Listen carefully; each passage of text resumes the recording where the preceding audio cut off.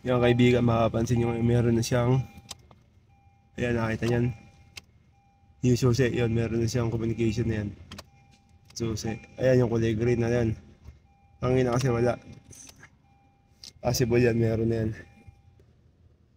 Diagnosis natin, control unit, para mabilis, tapos punta tayo dito sa makina, iyan, rate faults, meron na siyang communication. Ito natin yung kung ano naging mas, ayan, ang trouble code niya is sa Shockman, ECT sensor to high voltage. Yan. Sensor po, sa Shockman saka ECT.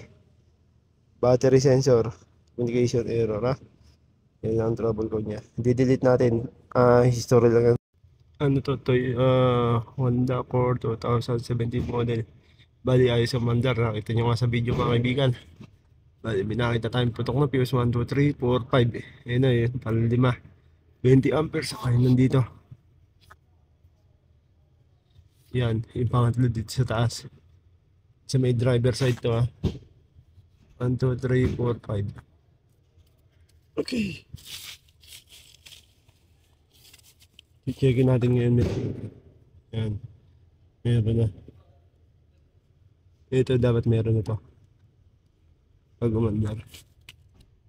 I-update ko na naman. Bali, ito na naman kaibigan natin sa ngayon. 32185 ECT sensor 2 circuit high voltage. Dari na natin.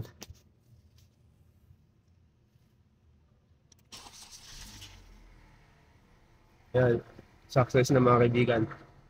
Kaya lang, may problema siya. Gagawin natin yung ECT sensor.